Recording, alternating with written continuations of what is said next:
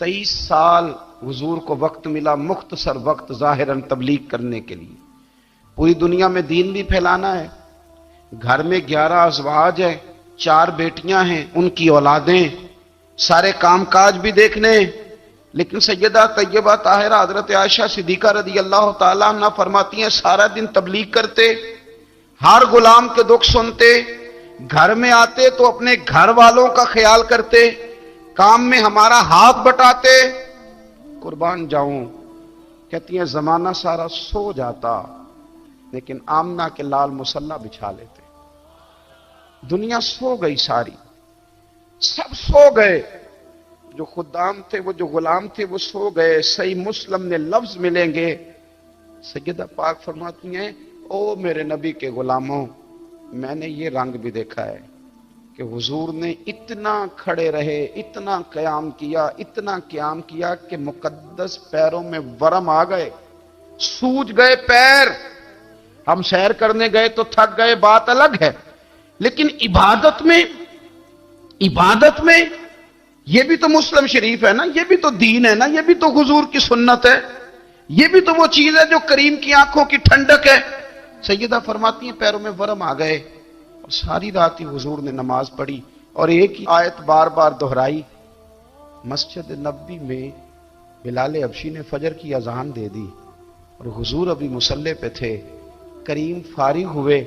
میں نے عرض کی یا رسول اللہ صلی اللہ علیہ وسلم، آپ کے تو صدقے اللہ اگلے پچھلوں کے گناہ معاف کرے گا، تو آپ اتنی آہوزاری کیوں فرماتے ہیں؟ آپ تو شفیع ہیں، آپ تو انبیاء کے امام ہیں۔ تو حضور نے فرمایا عائشہ تم نے گنوایا ہے نا میرے اللہ کی مجھ پر کتنی رحمت ہے، افلا اکون عبدا شکورا، فرمایا اگر اس نے اتنی نعمتیں دی ہیں تو کیا میں اس کا شکر گزار بندہ نہ بنوں؟ میں شکر گزار بندہ نہ بنوں اس کا؟ پھر اگر اتنی نعمتیں اس نے دی ہیں، مجھے اتنا نوازا ہے، تو پھر میں اس کے سامنے سجدے نہ کروں؟ او میرے بھائی، بڑے قابل فخر لوگ ہیں ہم کہ ہم نبی پاک کے غلام ہیں، ہم قابل فخر ہیں کہ نبی کریم کے غلام ہیں۔ کیا کبھی اس غلامی کے شکرانے میں بھی 2 نفل پڑھے کہ یا اللہ تیرا شکر ہے تو نے ہمیں حضور کا غلام بنایا ہے؟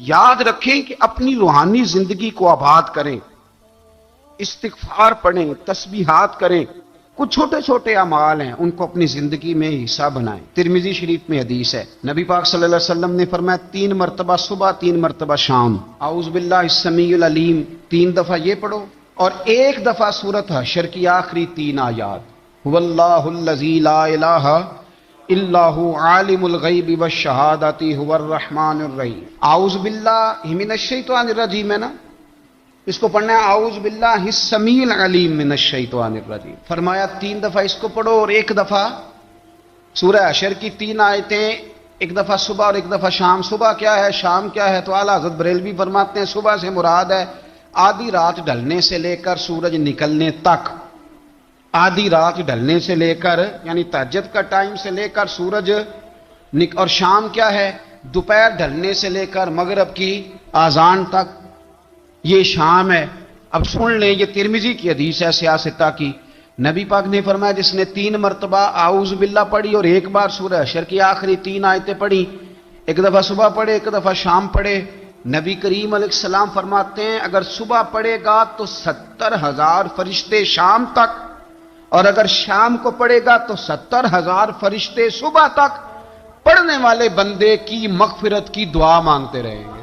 چلے میں تو اس بات پہ بھی بڑا راضی ہوں کہ پہلی دفعہ اہل سنت میں ایسا ہو رہا ہے کہ وظیفہ ملنے پر لوگ نعرے لگا رہے ہیں، ورنہ وظیفہ بتائیں تو کہنے ابھی پڑھیں گے پر کوئی تویز بھی لکھ چھڑو مارا گیا۔ ایک صاحب آئے مجھے کہنے لگے جی برکت کوئی نہیں، غربت بڑی ہے۔ میں نے کہا سورۃ واقعہ پڑھا کر، کہنے پیر صاحب تھوڑی تکلیف کرو کو میں نے تویز بھی کر دیو۔ میں نے اسے کہا خدا کے بندے میں تویز دوں گا پتہ نہیں کام بنے گا نہیں بنے گا، سورۃ واقعہ پڑھ، یہ وہ تویز ہے جو مدینے والے رسول نے عطا فرمایا ہے کہ سورۃ واقعہ پڑھو تمہیں کبھی فاقہ نہیں آئے گا۔ تو وظائف پڑھیں، عبادات کریں، تیاری کریں، کچھ نیک اعمال بچائیں ایسے جن کا ہمیں پتہ ہو، جو ہمارے رب کو پتہ ہو۔ حضرت عبداللہ ابن عمر رضی اللہ تعالیٰ عنہ حضرت عمر کے صاحبزادے، مکہ مکرمہ میں ان کی قبر ہے۔ میں نے جب انہیں پڑھا تو مجھے ان سے بڑا پیار ہو گیا، لیکن آپ کو پتہ ہے وہاں جا کے کسی شخص کا مزار تلاش کرنا یا پوچھنا ایک مشکل کام ہوتا ہے۔ تو ایک دفعہ میں مکہ شریف میں حاضر تھا، تو ایک گاڑی والا ڈرائیور مجھے کہنے لگا کہ مولانا میں آپ کو جانتا ہوں، مجھے آپ سے محبت ہے، ایک بات بتاؤں آپ کو؟ میں نے کہا بتاؤ۔ کہنے لگے حضرت عبداللہ ابن عمر کی قبر دیکھنی ہے۔ میں نے کہا یہ تو نہیں کہہ رہا، یہ کسی نے بندوبست کرایا ہے، یہ اللہ نے تیرے دل میں بات ڈالی ہے کہ ہو گیا تو لے چل مجھے۔ حضرت عبداللہ ابن عمر کو نبی پاک نے فرمایا تھا راجل صالح، یہ نیک بندہ ہے، یہ متقی آدمی۔ حضرت عبداللہ ابن عمر رضی اللہ تعالیٰ عنہ سیدنا فاروق اعظم رضی اللہ تعالیٰ عنہ کے صاحبزادے ہیں، اور ان کی ہمشیرہ سیدہ حفصہ رضی اللہ تعالیٰ عنہ حضور کی زوجہ محترمہ ہے۔ ایک دن اپنی ہمشیرہ سے کہنے لگے کہ نبی کریم صلی اللہ تعالیٰ علیہ وسلم گھر میں آئے نا، اور اگر حضور غم امت میں پریشان نہ ہوں، طبیعت کو حشاش بشاش دیکھو، تو ذرا پوچھنا تو صحیح حضور کا میرے بارے میں کیا خیال ہے، پوچھنا تو صحیح کہ کریم کی بارگاہ میں میرا کیا مقام ہے، میرے بارے میں حضور کیا فرماتے ہیں۔ اب بہن کو کام بتائے، اور بتائے بھی بھائی، اور پھر بہن وہ کام نہ کرے، یہ تاریخ میں ہوتا نہیں۔ حضرت عمر فاروق رضی اللہ تعالیٰ عنہ کی صاحبزادی ام المومنین رضی اللہ تعالیٰ عنہ فرماتی ہیں کہ میں تو بس منتظر تھی، انہوں نے تو کہا تھا نا کہ اگر تم حشاش بشاش دیکھو تو بات کرنا، لیکن حضور تشریف لائے، میری باری تھی، میرے گھر تشریف لائے، کھانا پیش کیا تو فوراً میں نے عرض کی حضور ایک بات پوچھنی تھی۔ حضور نے فرمایا پوچھئے۔ میں نے عرض کی حضور میرے بھائی عبداللہ ابن عمر کے بارے میں آپ کا کیا خیال ہے؟ نوجوانوں میری بات پہ غور کرنا، میرے بھائی کے بارے میں آپ کا کیا خیال ہے؟ تو نبی کریم صلی اللہ تعالیٰ علیہ وآلہ وسلم نے میری طرف دیکھا، اور پھر حضور زیر لب تھوڑا مسکرائے، اور بریلی کے امام کہتے ہیں کہ حضور مسکرا دیتے تھے نا تو جو بڑا دکھی ہوتا تھا وہ بھی ہنس پڑتا تھا۔ اب سوال پیدا ہوتا تھا کہ پھر تو اس مسکراہٹ کے لیے انتظار کرنا پڑتا ہوگا کئی کئی مہینے کہ حضور مسکرائیں تو رونے والے ہنسیں، تو اعلیٰ حضرت فرماتے نہیں، انتظار نہیں کرنا پڑتا، یہ مسکراتے رہنا تو حضور کی عادت ہے۔ جس کی تسکین سے روتے ہوئے ہنس پڑے، اس تبسم کی عادت پہ لاکھوں سلام۔ یعنی یہ تو عادت ہے حضور کی مسکراتے رہنا، اس کے لیے انتظار نہیں کرنا پڑتا۔ بھائیو آپ خیال رکھیں گے، غور کریں گے، حضرت عبداللہ ابن عمر رضی اللہ تعالیٰ عنہ کے بارے میں پوچھا تو سیدہ فرماتی ہیں کہ نبی کریم صلی اللہ تعالیٰ علیہ وسلم نہ زیر لب مسکرائے اور فرمایا حفصہ تیرا بھائی ہے تو اچھا، لیکن میں نے سنا ہے کہ عشاء کی نماز پڑھتا ہے تو فجر تک سویا ہی رہتا ہے۔ او نوجوانوں، 10 بجے تک سونے کی بات نہیں ہوئی، 9 بجے تک سونے کی بات نہیں ہوئی، 11 بجے اٹھنے کی بات نہیں۔ حضور فرمانے لگے میں نے سنا ہے کہ عشاء کی نماز پڑھ کے سو جاتا ہے اور فجر تک سویا ہی رہتا ہے، اسے چاہیے کہ تہجد کے وقت اٹھا کرے، اللہ کی بارگاہ میں حاضر ہوا کرے، آہوزاری کرے، سجدے کرے، عبادت کرے۔ اٹھتا ہے اور فجر میں جا کے اٹھتا ہے۔ حضرت جناب حفصہ رضی اللہ تعالیٰ عنہ کہتی ہے میں نے جناب عبداللہ ابن عمر کو پیغام دیا اور میں نے کہا میرے جوان بھائی سن۔ نبی پاک نے فرمایا ہے تو اچھا، پر تہجد میں نہیں اٹھتا، نفل نہیں پڑھتا۔ او میری ملت کے جوانوں، مزہ نہیں آ جاتا جب ساری دنیا سوئی ہو، ساری دنیا، اور بستر بھی گرم ہو اور نیند بھی پورا غلبہ کر رہی ہو، اور اچانک گھنٹی بجے دماغ میں، آنکھ کھلے، گھڑی پہ نظر پڑے، 3:30 4 بجے کا پیغام گھڑی بتائے، اور کوئی چڑھتی جوانی والا اٹھ کے وضو کرے، اور جب وہ مصلی کھول کے بچھائے تو مدینے والے محبوب کہتے ہیں کہ ہر نماز پہ رب ثواب دیتا ہے، اور جو اٹھ کے تہجد کی نماز پڑھے اسے دیکھ کے تو رب مسکراتا ہے، جو اس کی شان کے لائق ہے، جو اس کی شان کے لائق، وہ مسکراتا ہے، خوش ہوتا ہے کہ میرا بندہ تہجد میں اٹھ گیا، وہ مسکراتا ہے۔ کاش ہماری صبحیں کبھی اپنے مالک کے نام ہو جائیں، کاش کے صبح۔ حضرت ابو الحسن رحمت اللہ تعالی علیہ حضرت معاذ ابن جبل رضی اللہ تعالیٰ عنہ کے پاس بیٹھا کرتے تھے. فرماتے ہیں ان سے جو پیار بڑھا تو پھر میرا مصلی سے بھی بڑھ گیا. تابعی ہیں. فرماتے ہیں صحابی رسول سے محبت ہوئی تو ذکر سے بھی ہو گئی, پھر درود شریف سے بھی ہو گئی. محبت ان سے بڑھی تو پھر اللہ نے مسجد کا پیار بھی بڑھا دیا. آپ فرماتے ہیں کہ میری ہر وقت طبیعت چاہتی تھی کہ بس اللہ اللہ کروں, بس اللہ اللہ کروں, بس نہ میں ذرا تھوڑی جان چھڑاؤں لوگوں سے, کو 10 منٹ ملے تو میں کچھ 4 نفل پڑھ لوں, میں تھوڑا سا نہ بچوں لوگوں سے, اور مجھے تسبیح ملے تو میں نہ کچھ 400-500 دفعہ استغفار پڑھوں, سبحان اللہ, الحمدللہ, اللہ اکبر, لا حول ولا قوت الا باللہ, میں نہ تسبیحات پڑھوں. فرماتے ہیں کہ بچے تھے گھر میں 6-7, غربت تھی, کام ملتا کوئی نہیں تھا, اور میں کام چور نہیں تھا, کام ڈھونڈتا تھا, پر اللہ کی قدرت کے کام نہیں ملتا تھا. فرماتے ہیں کہ میں نے ایک دن اپنی اہلیہ سے کہا کہ آج میں پھر جاتا ہوں کام ڈھونڈنے. تو میری بیوی بڑی فرما بردار تھی, پر اس دن نہ غربت کے ہاتھوں تنگ آ کے کہنے لگی, آج نانا کوئی تو چیز لے کے آیا, تو مجھ سے بچوں کی بھوک نہیں دیکھی جاتی. یہ سب روگاں دا روگ محمد جس دا نام غریبی, کنڈ بلا کے لنگ جاندے نہیں دوست یار قریبی. آج نہ کچھ لے کے آیا تو میں بچے لے کے میکے چلی جاؤں گی. شیخ فرماتے ہیں کہ میں بڑا پریشان گھر سے نکلا, پر میں نے صبح سے لے کے زور تک کام ڈھونڈا, کام ملا کوئی نہیں. تو میرے دل میں خیال آیا, چلو کام نہیں ملتا تو اللہ اللہ تو کرے نا, چلو بندوں کی مزدوری نہیں ملتی تو رب کریم کی عبادت ہی کرتے ہیں. فرماتے ہیں کہ میں نے نا فرات کے پانی سے وضو کیا, نہر کے, شدید دھوپ تھی, ساتھ ریت تھی, اور ریت تپ رہی تھی. میں نے اپنا رومال وہیں مصلی کے طور پر بچھا لیا, اور فرماتے ہیں کہ زور سے لے کر عصر تک نماز پڑھی, دھوپ بھی پورے زور پہ, پر میرے سجدے کا ذوق بھی پورے زور پہ. فرماتے ہیں سورج بھی چمک رہا ہے, اور رب کی عبادت کا ذوق بھی پورے زور پہ. میں سجدہ کروں تو پھر میرا اٹھانے کو جی نہ چاہے. میرے استاد لکھا کرتے تھے, یہ ان کا شعر ہے, وہ کہا کرتے تھے مجھے سوز دے, مجھے ساز دے, اور مجھے نیم شب کا نیاز دے, دم سجدہ خود کو میں توڑ دوں, مجھے ایسا ذوق نماز دے. اور میں تیری بہار کا پھول ہوں, میں کھلا بھی ہوں تو تیرے لیے, مجھے میری شاخ سے توڑ لے, مجھے اپنی زلف کا ناز دے.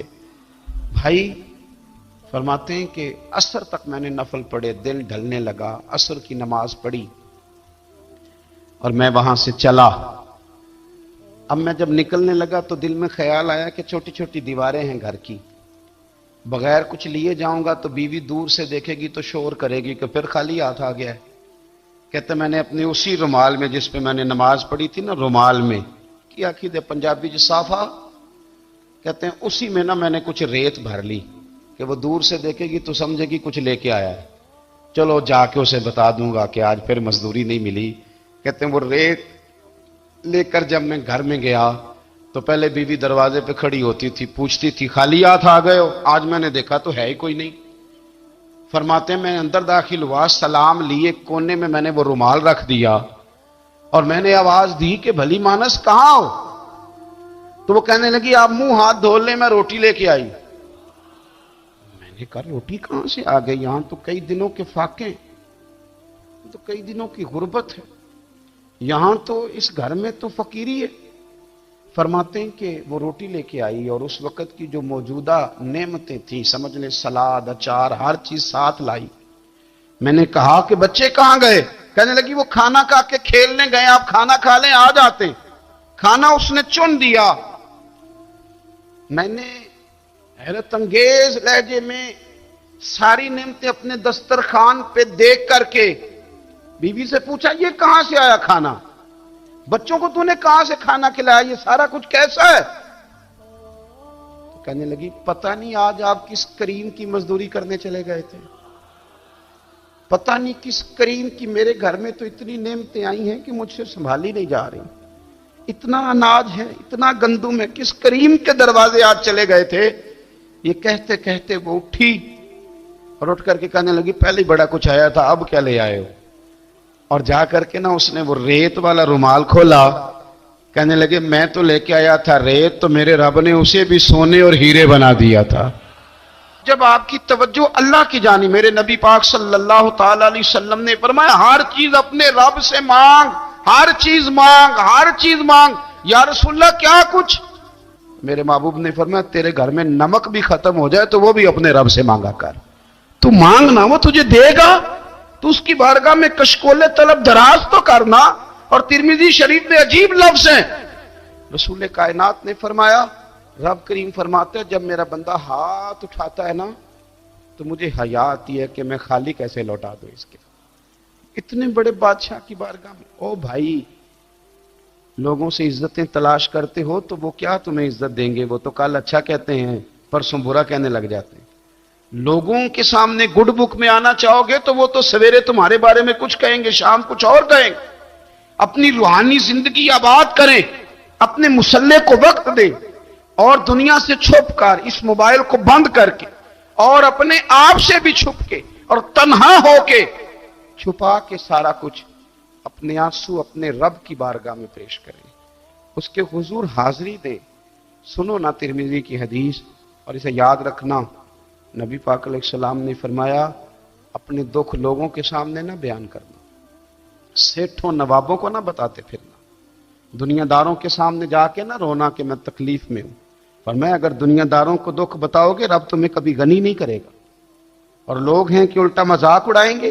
آپ کی جس سے بڑی پکی یاری ہے نا، پکی، وہ تب تک پکی ہے جب تک آپ نے 50,000 مانگا نہیں، اور جس وقت آپ نے کہہ دیا کہ میں مجبور ہوں میری مدد کر تو پھر ختم ہو گئی دوستی۔ لوگوں کی تعلقات آپ کے ساتھ تب تک ہیں جب تک آپ ان سے کوئی ضرورت وابستہ نہیں کرتے۔ کریم محبوب فرمانے لگے بندوں کے سامنے دکھ نہ بیان کرنا، اللہ تجھے کبھی غنی نہیں کرے گا۔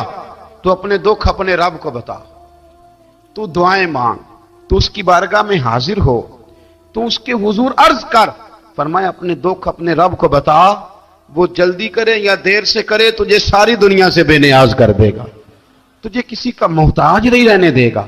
اپنے مسلح کو، اپنی دعاؤں، ایک بزرگ فرماتے میں نے دعا مانگنے کا طریقہ اپنی بیوی سے سیکھا۔ دعا مانگنے کا طریقہ اپنی، سیکھنے والے تو اپنے بچوں سے بھی سیکھ لیتے ہیں، سیکھنے والے تو ہر ایک سے سیکھتے ہیں۔ وہ کہتے ہیں میں نے دعا مانگنے کا سلیقہ اپنی بیوی سے سیکھا ہے۔ حضرت وہ کس طرح؟ فرمانے لگے میری بیوی نے نا مجھے کوئی کام بتایا، کچھ پیسوں کی ضرورت کے لیے کہا، تو میں نے اسے کہا کہ بھئی ابھی میرے پاس نہیں ہے، کچھ دنوں میں آتے ہیں تو میں دے دوں گا۔ عورتوں کی عادت ہوتی ہے وہ بار بار یاد کراتی ہیں، 2-4 دنوں کے بعد پھر اس نے کہا حضرت وہ میں نے کہا تھا کچھ پیسے، میں نے اسے کہا کہ ابھی میرے پاس نہیں ہے، کچھ دنوں میں ملتے ہیں تو میں تمہیں دے دوں گا۔ اس نے کچھ دنوں کے بعد پھر کہا حضور وہ میں نے کچھ پیسے کہے تھے۔ فرماتے میں نے ڈانٹ دیا، میں نے کہا کہ کیا تو روز مجھے شرمندہ کرتی ہے، کہا نا میرے پاس نہیں ہے، ہوں گے تو دے دوں گا، تو روز یاد کراتی ہے۔ فرماتے ہیں اس نے پہلے تو میری ڈانٹ کو سہا، پھر میرے سخت جملوں نے اس کی آنکھوں میں آنسو پیدا کر دیے، پھر اس نے اپنے آنچل میں اپنے اس دکھ کو سمیٹا، اور پھر اس نے ایک جملہ کہا تو میں رو پڑا، اور مجھے اپنے رب سے مانگنے کا طریقہ آ گیا۔ مجھے کہنے لگی حضرت جی آپ نے ڈانٹ دیا، میں نے سہ لیا، پر آپ ہی میرے شوہر ہیں، بتائیں نا آپ سے نہ کہوں تو میں کس سے جا کے کہوں۔ فرماتے ہیں میں رو پڑا، اور میں کھل کے رویا، اور میں تڑپ کے رویا، اور پھر میری سسکیاں بند گئیں۔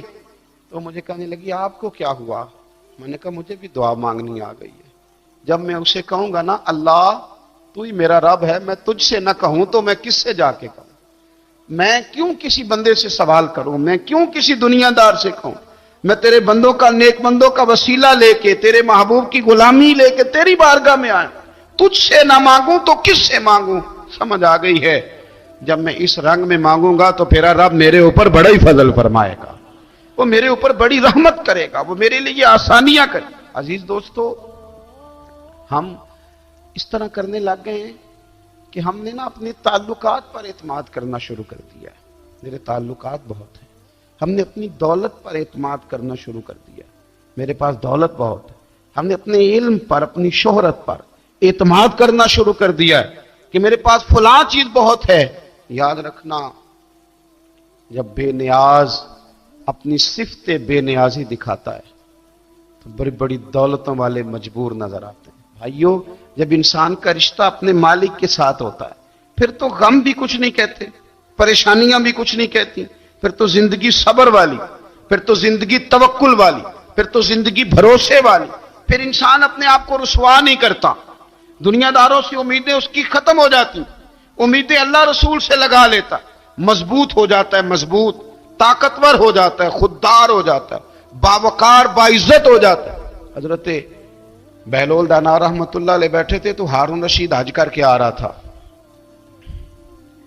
تو رستے میں حضرت شیخ سے ملاقات ہو گئی تو السلام علیکم کے بعد کہنے لگا حضور کوئی حکم ہو تو بتائیے گا۔ تو حضرت بہلول دانا فرمانے لگے تیرا رب کون ہے؟ اس نے کہا اللہ۔ تو فرمایا میرا کون ہے؟ کہا اللہ۔ فرمانے لگے تو بڑا ہی بیوقوف ہے، کیا تو یہ سمجھتا ہے کہ رب ہارون رشید کو تو دے گا اور بہلول دانا کو بھول جائے گا؟ تیرا بھی وہی رب ہے، میرا بھی وہی رب ہے، اس نے اگر تجھے دے کے آزمایا ہے تو ہو سکتا ہے مجھے نہ دے کے آزما رہا ہو، جب اس کی حکمت کے تقاضے ہوں گے تو عطا کرے گا اور دے گا، تو جا اپنا کام کر۔ بھائی اپنی روحانی زندگی، اپنی عبادات، اپنے وظائف، اپنے روزمرہ کے معاملات، اپنی دعائیں، اپنا استغفار، دیکھو کوئی مشکل کام تو نہیں، 2 رکوع ہیں سورہ واقعہ کے اگر رات کو پڑھ لی جائے تو میں کس طرح یہ بات بیان کروں کہ تعویذ بانٹنا آسان ہے اور وظیفہ بتانا مشکل ہے؟